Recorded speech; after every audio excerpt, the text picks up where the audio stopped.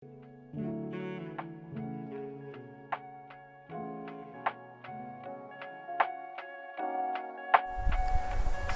warahmatullahi wabarakatuh. Perkenalkan, saya Febrian Dias Maulana. Di sini akan menjelaskan tugas nomor 2, yaitu membuat perintah SQL untuk menyimpan dan menampilkan sejumlah data dalam bentuk query. Nah, untuk membuat database toko ini, saya akan menggunakan MySQL. Di sini sudah ada database yang kosong, yaitu database dengan nama db-toko.de, database toko data engineering. Namun di dalam database ini belum ada tabel apapun. Nah, di sini saya akan menggunakan query hasil yang diekspor sebelumnya. Dapat dilihat di sini. Di sini pertama-tama akan membuat tabel barang sebagai berikut: tabel isi transaksi, tabel item, tabel kasir, tabel transaksi, dan sudah. Berarti ada 5 tabel. Lalu pemberian primary key dan foreign key dilakukan di akhir agar menghindari error. Nah, bisa dilihat bahwa di tabel barang, primary key-nya adalah kolom kode barang. Di tabel isi transaksi ada primary key dengan kolom kode isi transaksi, dan ada 2 foreign key. Yang pertama kode transaksi, dan yang kedua kode barang. Lalu di tabel item ada primary key kode item dan 1 key yaitu kode barang. Di tabel kasir ada primary key yaitu kode kasir, dan di tabel transaksi ada primary key kode transaksi dan key yaitu kode kasir. Di sini memberikan constraint yaitu foreign key-nya. Dalam tabel isi transaksi diberikan constraint bahwa kode transaksi merupakan foreign key yang merujuk pada tabel transaksi yaitu kolom kode transaksinya. Lalu untuk foreign key kedua yaitu kolom kode barang pada isi transaksi merujuk pada kolom kode barang pada tabel barang. Selanjutnya pada tabel item ada foreign key yaitu kolom kode barang yang merujuk pada kolom kode barang pada tabel barang. Dan untuk tabel yang terakhir pada tabel transaksi ada foreign key kode kasir yang merujuk kolom kode kasir pada tabel kasir. Nah, ini tinggal kita drag and drop saja ke halaman MySQL.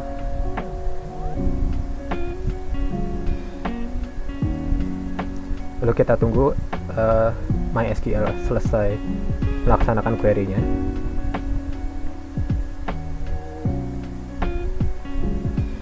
Selesai. Nah, sekarang kita refresh. Lalu kita bisa lihat bahwa dalam database ini ada 5 tabel. Yang pertama tabel barang, lalu ada tabel isi transaksi, selanjutnya ada tabel item, lalu ada tabel kasir, dan yang terakhir ada tabel transaksi. Bisa dilihat sebelumnya bahwa tiap tabel ini belum memiliki data apapun. Nanti pada bagian selanjutnya akan dilaksanakan query untuk menambahkan data ke dalam tabel-tabel tersebut. Namun sebelum itu,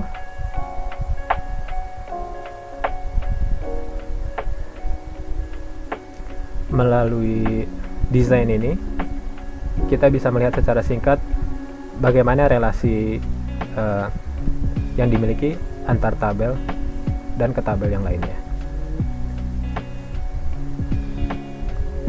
Nah, selanjutnya kita melaksanakan query untuk menambahkan data ke tabel-tabel yang ada dengan menggunakan konsol. Nah,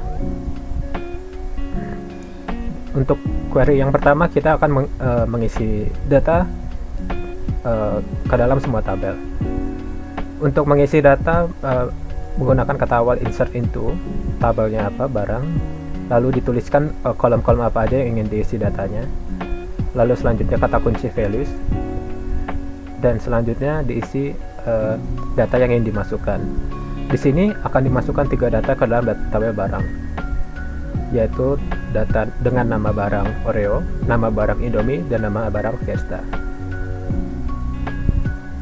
Kita masukkan ke konsol.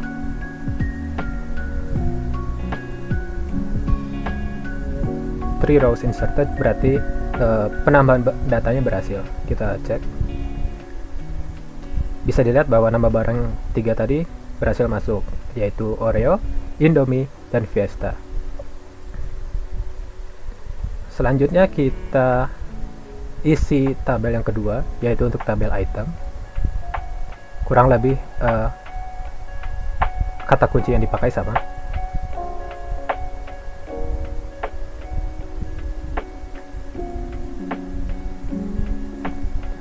Ten rows inserted berarti berhasil. Kita cek ke tabel item. Dapat dilihat bahwa ada A, B, C, D, E, F, G, H, I, J. Ada 10 item yang masuk dan berhasil masuk. Nah, selanjutnya kita akan menambahkan data ke tabel kasir dengan kata kunci dan query yang kurang lebih sama juga.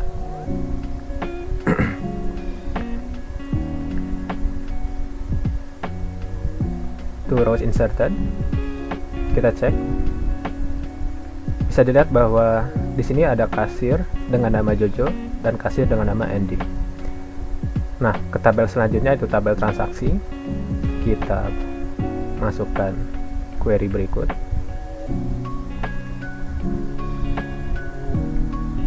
Five rows inserted. Kita cek. Bisa dilihat bahwa ada 5 baris transaksi atau data yang masuk. Dan yang terakhir untuk tabel isi transaksi,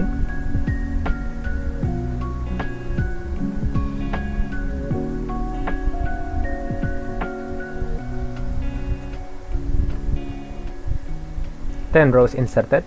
Kita cek di isi transaksi. Nah, bisa dilihat bahwa di sini ada 10 kode isi transaksi, berarti ada 10 baris yang masuk.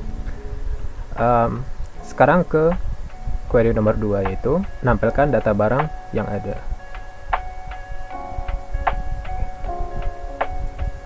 Secara langsung kita bisa mengklik lewat sidebar bagian kiri di tabel barang. Kita bisa melihat langsung. Atau jika melalui konsol berarti kita memasukkan kata kunci berikut, yaitu select from dan tabelnya apa. Kita coba. Nah, hasilnya sama saja. Selanjutnya query nomor 3 yaitu menampilkan data milik kasir. Kita coba.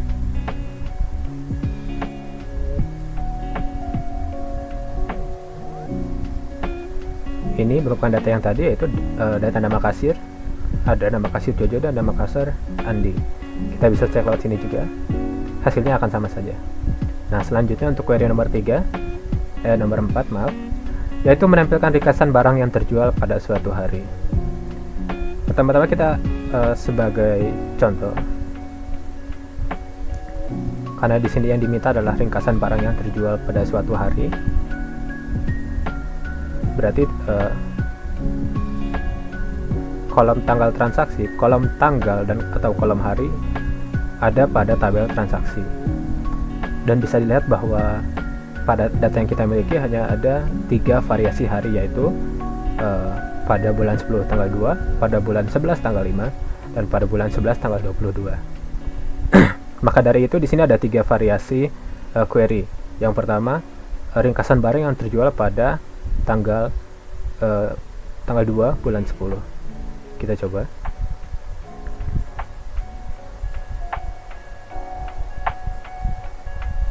Dengan hasil sebagai berikut. Ada 2 rows. Kita cek query yang tadi. Nah, di sini ini adalah query untuk mengambil data dari berbagai tabel. Di sini ada data kolom tanggal transaksi dari tabel transaksi, lalu ada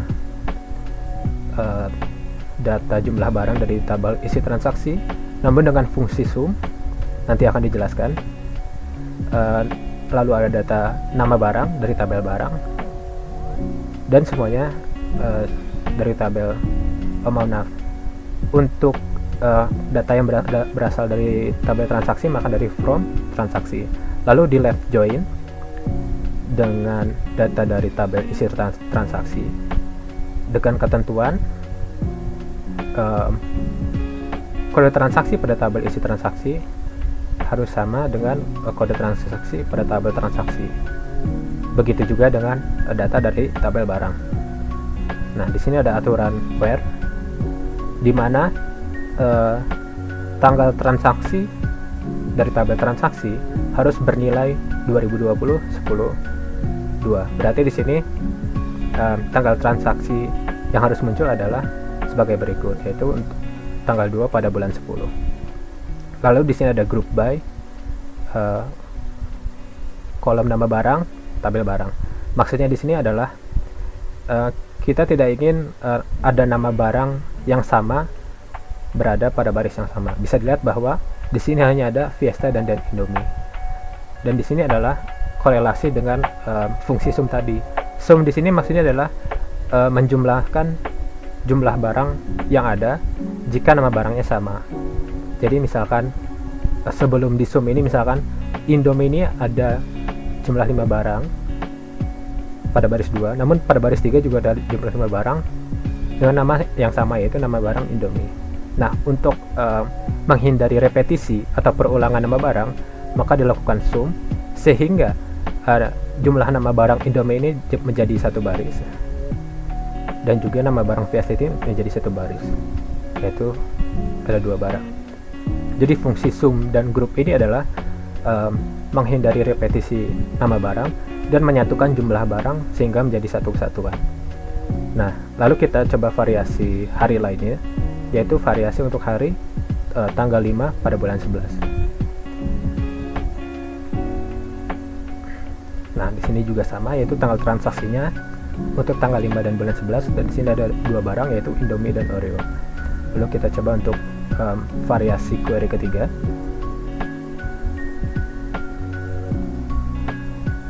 Di sini pada tanggal 22 pada bulan 11 ada 3 barang, yaitu Fiesta, Indomie, dan Oreo. Selanjutnya query nomor 5, yaitu menampilkan ringkasan data penjualan barang pada suatu bulan. Di sini ada 2 variasi query, sebab kita cek lagi di tabel transaksi. Di sini ada data pada bulan 10 dan pada bulan 11. Sedangkan yang ditanyakan adalah ringkasan data penjualan barang pada suatu bulan. Maka di sini ada data pada bulan ke-10 dan data pada bulan ke-11. Kita coba untuk query pada bulan ke-10.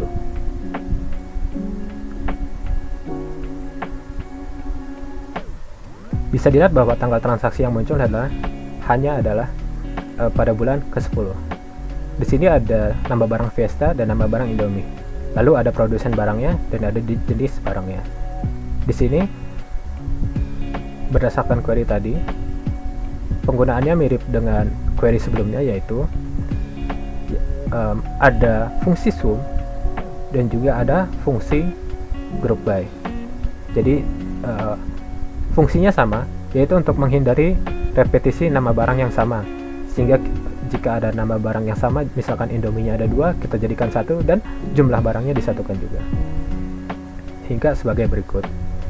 Di sini yang cukup membedakan dengan query sebelumnya adalah pada bagian where, di mana ini diminta where kolom tanggal transaksi like persen 10%. Maksudnya di sini adalah ketika kita melihat data pada kolom tanggal transaksi, ia merupakan sebuah string.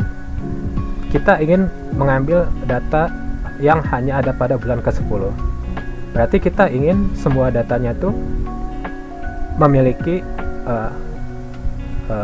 char min 1 0 min dan seterusnya.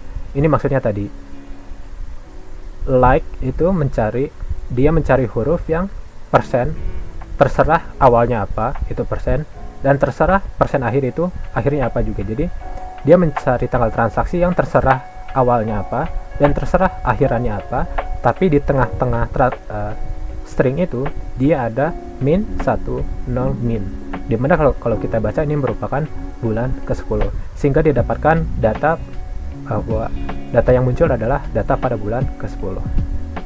Nah, untuk variasi selanjutnya yaitu untuk data penjualan barang pada bulan ke-11. Kita coba. Nah, di sini ada 3 baris dan 2 baris di bawah adalah pada tanggal 5 dan baris pertama adalah tanggal 22. Namun keduanya sama, yaitu pada pada bulan ke-11. Bisa dilihat bahwa nama barangnya sebagai berikut dan jumlah barangnya juga sebagai berikut. Selanjutnya kita cek query nomor 6, yaitu menampilkan ringkasan pendapatan toko pada suatu bulan. Ini juga sama, kasusnya berarti ada bulan ke-10 dan ada bulan ke-11. Kita coba.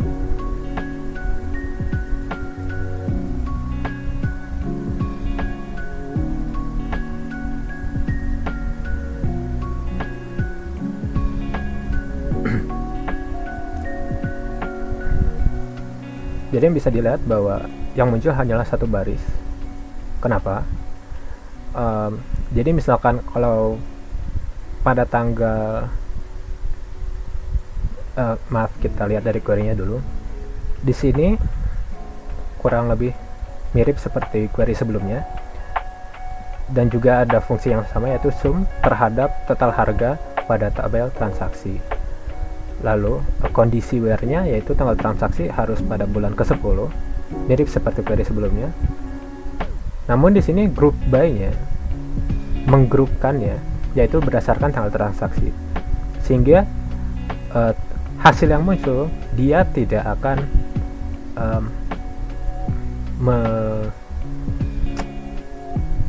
ada tanggal yang sama pada baris yang berbeda, sehingga meskipun ada dua transaksi yang terjadi pada tanggal yang sama, dia tidak akan menjadi 2 baris, tapi akan menjadi 1 baris dengan total pendapatan yang dijumlahkan, sehingga dapat dibaca bahwa pendapatan toko pada tanggal 2 pada bulan 10 merupakan 125.000, terlepas dari berapapun transaksi yang terjadi pada hari tersebut.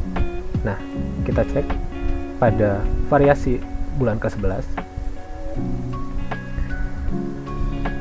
Nah, bisa dilihat bahwa di sini ada 2 baris, yaitu baris pertama total pendapatan pada tanggal 5 bulan 11 dan total pendapatan pada tanggal 22 dan bulan 11. Kurang lebih sama seperti sebelumnya, di group by berdasarkan tanggal transaksi, sehingga tidak akan ada 2 baris dengan tanggal transaksi yang sama. Namun total pendapatannya dijumlahkan, sehingga dapat dibaca bahwa pada tanggal 5 bulan 11 total pendapatannya merupakan 20.000, terlepas dari berapapun transaksi yang terjadi pada hari tersebut. Begitu pula dengan baris kedua, yaitu pada tanggal 22 bulan 11 total pendapatan dari toko adalah 150.000, terlepas dari berapapun transaksi yang terjadi pada tanggal tersebut. Nah, sekarang query yang terakhir, kita ingin menampilkan ringkasan pendapatan per kasir pada suatu hari. Nah, untuk kasus ini pada tabel transaksi, kita hanya memiliki data di mana pada satu hari terdapat 2 kasir. Bisa dilihat bahwa ini terjadi ketika pada tanggal 22 bulan 11 saja. Dan pada tanggal 22 bulan 11 ini ada 2 kasir, yaitu kode kasir 1 dan kode kasir 2. Langsung kita cek saja.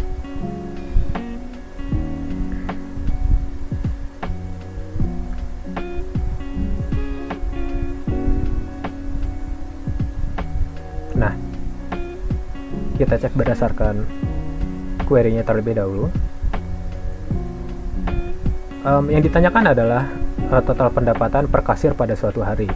Maka di sini menggunakan fungsi sum terhadap total harga transaksi. Lalu kondisi where-nya merupakan tanggal transaksi. Karena kita ingin mendapatkan total pendapatan per kasir pada tanggal 22 bulan 11, maka kondisi tanggal transaksinya adalah sebagai berikut. Tanggal 22 bulan 11. Nah, di grup by-nya berdasarkan nama kasir. Mengapa berdasarkan nama kasir? Karena query yang diminta adalah ringkasan pendapatan per kasir pada suatu hari, sehingga kita tidak menginginkan ada 2 baris dengan nama kasir yang sama, sehingga dapat dilihat sebagai berikut. Pada tanggal transaksi tanggal 22 bulan 11 terdapat 2 kasir, yaitu Andi dan Jojo, dan juga keterangan tambahan seperti jenis klaim di nomor HP. Nah, pada tanggal tersebut Andi mendapatkan total pendapatan 65.000 dari transaksi yang dia lakukan, sedangkan Jojo dia mendapatkan total pendapatan 85.000 berdasarkan transaksi yang dia lakukan. Begitu query yang dilaksanakan untuk tugas nomor 2. Sekian, mohon maaf jika ada kekurangan. Wassalamualaikum warahmatullahi wabarakatuh.